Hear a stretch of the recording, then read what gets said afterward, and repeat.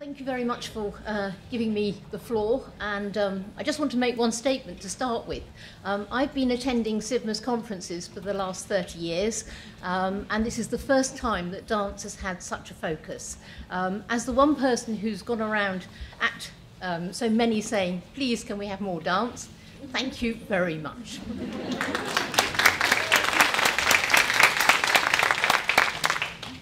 The presentation I'm giving looks at the use of theatre collections by our colleagues in the world of performance. This summary, indicating the resources for Reconstruction, is very much based on my personal experience as a dance company archivist and now a curator within an internationally recognised collection. And I'm also drawing on my experience as a member of the audience and what I've seen. At the outset, I would note that reconstructions and revivals of this nature are very much more the area that is common to dance and musical theatre rather than to text-based drama. One area that I found it's possible for us to give help is in giving presentations to companies about the works they are presenting. This provides a context for the performances, and I find that they become very excited when the dancers actually have a chance to really come in touch with their heritage. To give two examples, in 2004, when I was company archivist for Rambert Dance Company, Anthony Tudor's Dark Elegies, a work originally created for the company in 1937, was to be revived. And it seemed crucially important to get it right to preserve the Rambert version of Dark Elegies. So we had a session looking at the designs, the written records, photographs of early performances, together with information on the choreographer, designer, contextual information, so including what was happening at the same time, 1937, the Spanish Civil War, those sort of impacts. Certainly, the knowledge that those dancers gained enriched their understanding of the work and I think gave their performances a real depth. It was very interesting the difference that actually made, and I sort of saw the difference. It also opened their eyes to what the company archive could offer them. Similarly, 2 years ago, the Sacha Valls Company were performing at Sadler's Wells Theatre. And they arranged to visit the V&A's Blythe Road study facilities for an opportunity to see the material that we held on Sacre du Printemps. This included looking at costumes, drawings, artifacts from the Ballet-Russe version, which was not what they were going to put on. It was so that they actually had a real experience of the history of a work, whereas they were going to go on and create their own. So essentially, when there was the centenary performance at the Théâtre Champs-Élysées last year of Sacre du Printemps, the two productions that were staged back-to-back were the Millicent Hodson Kenneth Archer reconstruction of the Nijinsky-Rurik-Stravinsky production and Sacha Valls' new production. Both, in separate credits, acknowledged the resources of the Victoria and Albert Museum and the help that we had given them. Reconstructors have to be detectives with worldwide links, and this is where international collaboration between our collections is truly exciting. Materials themselves need to be questioned and presented along with the actual costumes and photographs and such information as survived. I do note also that obviously memory is a very important element that comes in, and in the current dancing times, Tatiana Leskova has noted that the current stages of Mikhail Fokin's ballets look like forgeries. They are so far removed from the productions that she danced in when Fokin was around to work with the dancers in the 1930s. Of course, he did change his ballets over time. That is standard practice. Reconstructions can take many forms, and it's a term that I use quite loosely. and just sort of thinking of some of the elements that go into those productions. One has to look at performers. Dancers change, their technique changes, their physique changes. Mounting productions in different spaces requires a different dynamic. A simple hop in a small space may become a grand jeté in a large one. Productions will actually change technically. Even 3 weeks ago, I saw a reconstruction of Lucinda Charles' Four Elements, created in 1990, in which the previously painted drop cloths, a series of paintings by Jennifer Bartlett, were now reproduced as digital scans from the paintings. Thus, in this instance, the technical director of Rambert had arranged to come to the V&A to look at all the technical information of the scenic artist, Liz Reed, from the original production, but he cancelled his appointment once new techniques were being used. I would actually sort of flag up that this is a moment one needs to say, we need to document the art of scenic painting. That scenic artists are a breed who are fast dying out, and yet it is a skill that was actually remarkable, and it is still quite a challenge to find people who are working on that basis. How many elements do you have to have in place to call something a reconstruction? Design, music, choreography? This is a question that I've thought about a lot over the last year after contributing to Dance Odysseys, the Chamber Ballet Festival by Scottish Ballet in the 2013 Edinburgh Festival, which served really to ask questions about programming the repertoire of dance. Among the works presented were extracts of two ballets by Peter Darrell, the founder of Scottish Ballet. The respected dance critic, Mary Brennan, contributed an essay to the programme in which she said this was the first time that any of Darrell's work had been seen at the Edinburgh Festival since his death in 1987. I took her to task for this. Rambert had presented 5 Rocket songs in 2004 as part of an all-Mahler programme. Without a pause, Mary responded by saying that essentially that didn't count as a revival or reconstruction because the wrong designs were used. In fact, it was redesigned by Yolanda Senabend rather than using Peter Darrell's own costumes, which you see on the screen. But essentially, those costumes were the same style, they were the same sort of flowing dresses for the women, they were simply a different colour, they were rather more elaborate in the design of the actual fabric, and they were red rather than brown. So essentially, the movement dynamic of the fabric was very similar to the original. So just how much do you have to say that it is the real thing? And can it ever be the real thing?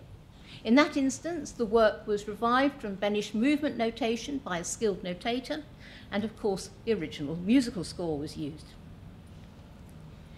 The Sleeping Beauty is a work that has attracted many reconstructions. The Royal Ballet's current production is based on the very famous 1946 Sadler's Wells production, which opened the Royal Opera House after the war and was brought to New York in 1949, when basically the company really conquered the New York scene. The V&A holds the Messel archive, and this includes the costume designs, and staff from the Opera House looked at the designs, looked at the surviving costumes, some which were in our collection, some at the Opera House.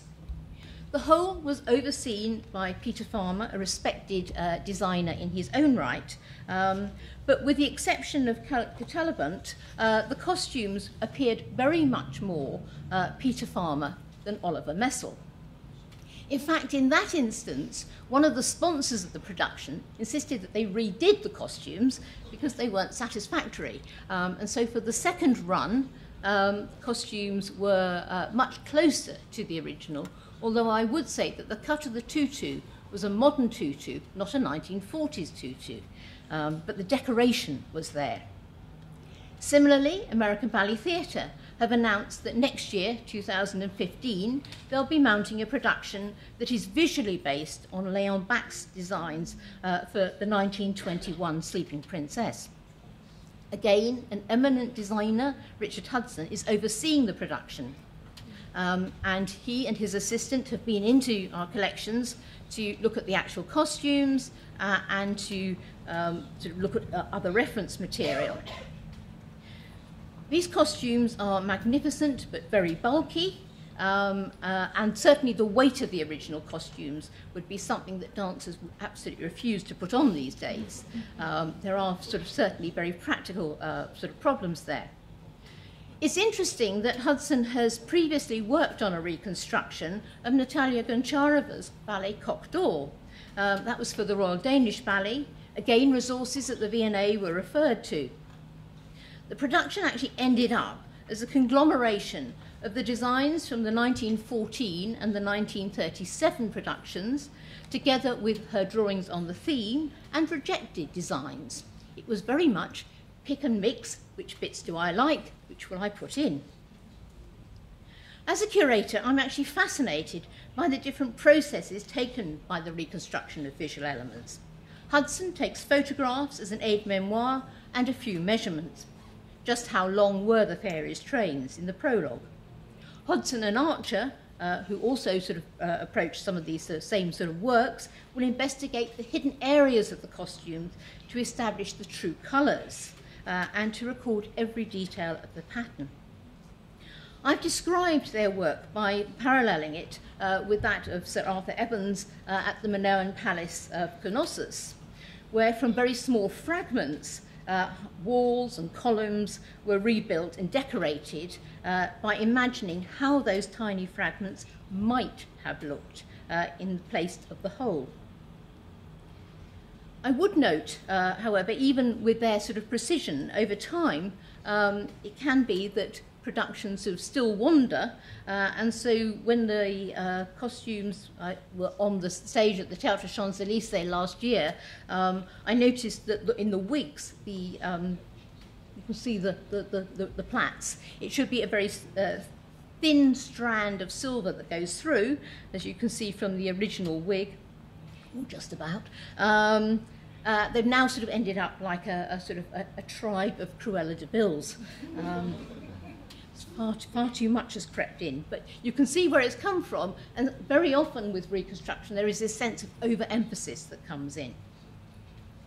Designs are not the only area in which the theatre detective works. Movement has to be restored either by performers drawing on their memories or with reference to notation, or of course film or any other form of AV recording. Notation seems to command much less attention in terms of past records. It does have the disadvantage of needing someone to interpret the choreographer's notes. And at any time, you will always need someone, even if the choreographer is no longer available, who is aware of the choreographic style, because that is so crucially important. It's not just what is done, it is how it is done. However, I would say that in terms of notation, with the computer program's ability to layer the records with the different versions of choreography as it's adapted for different dancers, it can create a very rich archive on which to draw. And I would note that where there are changes, it is very important, and this is where I think company archives have a much stronger position to do it than an archive such as the V&A, that changes need to be recorded. If you look at the program, you'll still have the same choreographer, you'll still have the same designer, but they may have made radical changes either to a section of movement or to the designs. And yet, if you just look at that paper, where it's recorded, where it's printed, you aren't going to get any of that information. And it is interesting that when you get revivals that are mounted from different times in a production's life, it will look different. So the Rambert Dark Elegies that I was referring to is very different from that dance by American Ballet Theatre. Still Anthony Tudor, still similar credits. Similarly, when Pacific Northwest perform George Balanchine's Four Temperaments, it looks very different from the production by New York City Ballet. And yet they are all mounted by authoritative producers, And I would argue that the dance world is actually richer for the variety. Film or other AVs are increasingly important tool both for the contemporary scene and indeed for the historical. Historic film has played a part. For example, August Bournonville's Jockey Dance could only be restaged because it was filmed in the little recording of a section from Siberia to Moscow. Then that was actually sort of filmed in the first decade of the 20th century, as indeed was the Little Corsair solo filmed by Sharayev basically the same time, and that has now been restored into the Bolshoi production. It was for many years, I would argue, the most famous lost solo. We'd all read about it, and so it's terribly exciting suddenly to discover that there was film footage of it.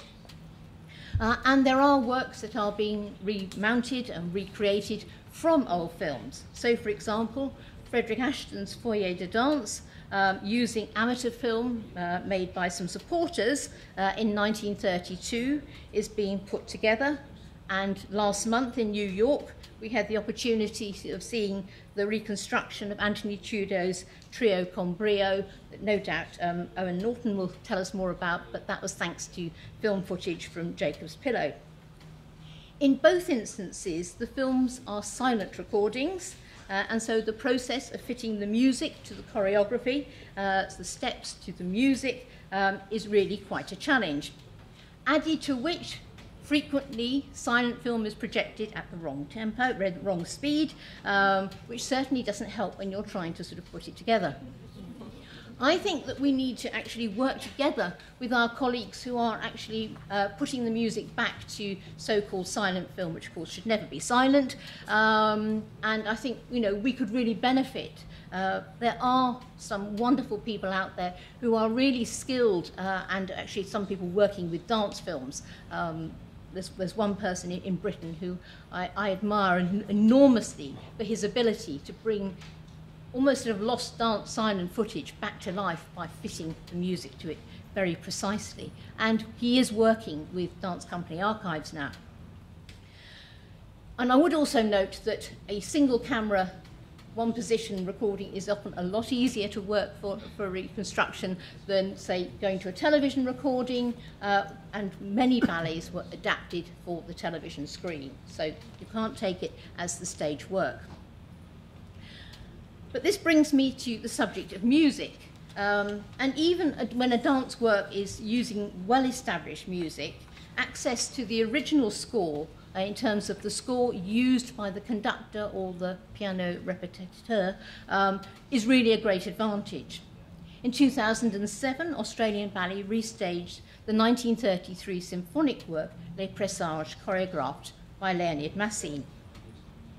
What is significant here is the following year, when the company was visiting London, the conductor, Nicolette Freylon, visited the V&A to look at our Ballet Russe music scores, and so solved the problem of why the music and the ballet didn't seem to quite fit, just finding the little cuts, the little adaptations that have been marked down in that.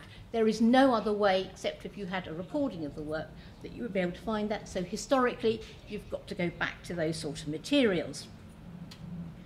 I'm also aware that present musicologists are undertaking research into ballet scores.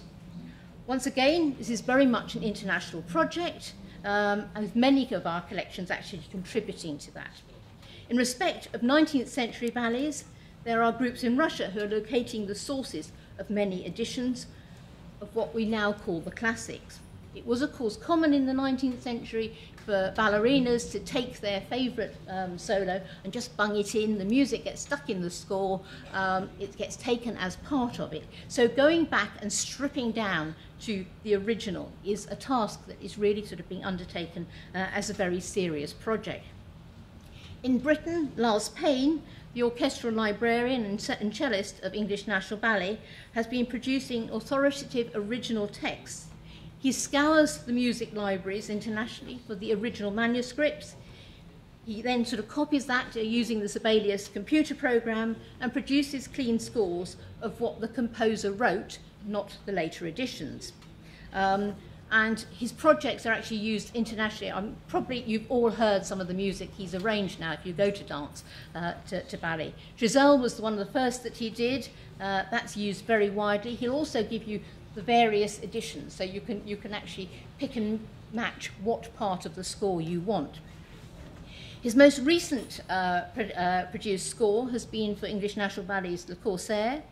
This ballet has a complex history of revivals and reworkings from 1856 through to the early 20th century, by which time the music of more than a dozen composers was incorporated into the score. What English National Ballet has done is go back, and they've used music from 9 of the composers. They've got back to at least the piano repetiteur of all those scores, and of course if there is only a piano repetiteur, it then has to be orchestrated by the music director Gavin Sutherland. Then the whole thing has been properly rebalanced so that it makes it an integral whole. And so this research into music, I think, is actually going to enhance how we look at some of the classics on the stage. I think it's a very important work, and as I say, one that many libraries are contributing to. I just want to finish on a work in progress. In October, Birmingham Royal Ballet will be mounting Miracle in the Gaubles, a Robert Helpman dramatic wartime ballet created to a commissioned score by Arthur Bliss, with dramatic designs by Edward Burrough. It was performed between 1944 and 1950, with a brief revival in 1957, and it's not been seen since. It's been pieced together over a number of years, with Gillian Lynn, who danced in the original, providing choreography to link the sections that have been remembered by the 5 surviving dancers. The V&A's contribution has been to show the reconstruction team photographs, the set model of the Glasgow Dockland tenements, and a few other designs. And indeed, the very vivid descriptions of the work, which were recorded by the diarist Lionel Bradley. His descriptions go far deeper than press reviews and highlight often details of the action and colours of the costume that you would not obviously get from black and white photographs. With the costumes, the design drawings are only ideas of what Burrough wanted, because as it was a gritty contemporary work, the costumes were largely shop bought, so they were actually clothes rather than costume. The set model that the V&A holds came from the British Council and may have been made for touring exhibitions rather than be the original used in the workshop. That aside, while assisting the recreators, I realised that it is essential that when we digitise material, we really do need to photograph models from above as well as the nice image that you get from the front. Because obviously when there are no floor plans surviving, entrances and exits, and in the case of actually Miracle, there's a lot of 3D elements and practical elements actually in the set. The balconies are actually used. And so there's a great deal of information that needs to be acquired. So yes, we are again working with a young designer, Adam Wiltshire, and so between that and the fact that Gillian Lynn has actually said that she's creating new choreography in the style of Helpman, essentially, although I'm sure the press is going to tell us that we are seeing an accurate reconstruction of Miracle in the Gaubles, what we will really be seeing is an evocation of a ballet. There is certainly a place for such productions which both enlighten the dance historian and help to reanimate the material in the archives. Thank you very much.